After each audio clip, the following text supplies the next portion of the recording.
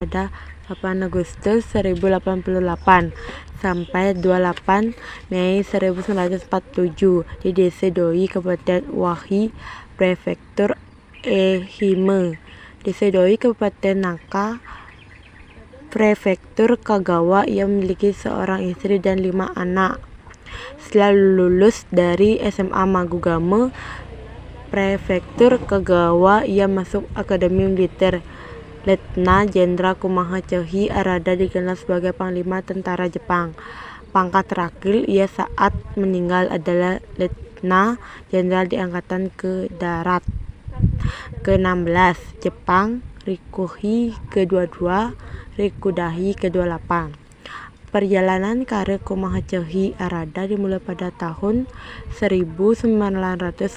Ia awalnya tergabung dalam Kesatuan Infanteri ke-44 di Kochohi, Jepang. Karir selanjutnya di tahun 1937, Kumaha Choi Arada atas kerja keras dan dedikasinya diangkat sebagai kolonel angkatan militer di Shanghai, Cina. Pada tahun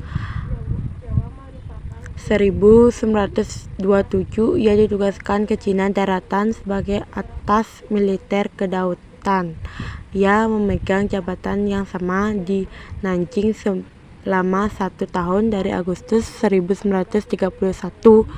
Selama waktu itu dia bekerja keras untuk mewujudkan perjanjian Gencatan Sengaja Shanghai sebagai anggota gabungan komite campuran.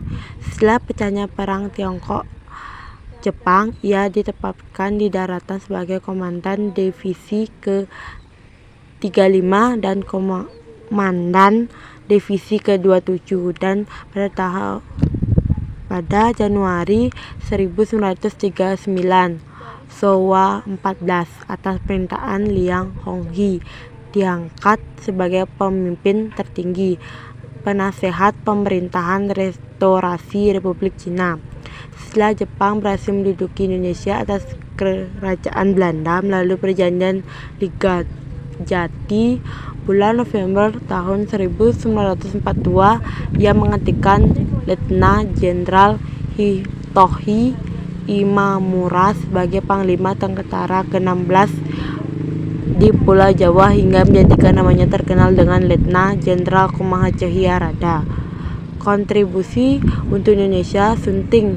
Berapa hal ia telah lakukan di Indonesia sejak pada masa pendudukan Jepang adalah berkontribusi dalam pembentukan Badan Tentara Peta Pembela Tanah Air pada tahun 1943, pembentukan Jawa Hokokai pada tanggal 9 Januari 1944. Kono Choi Arada juga terlibat dalam PKI atau Dokoristru Jumbi Kosai yang kita kenal dengan Badan Persiapan Umum Persiapan Kemerdekaan Indonesia pada 1 Maret 1945. Pada bulan April 1945 kedudukannya digantikan Letna Jenderal Manago.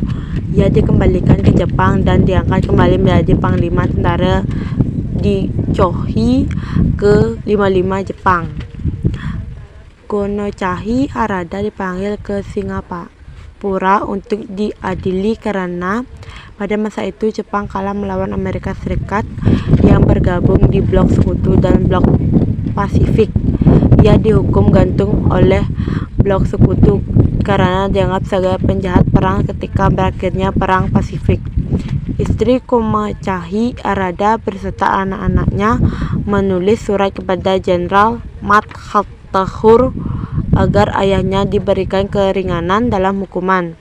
Ia kemudian dihukum gantung pada tahun 1947 di Cimahi, Singapura.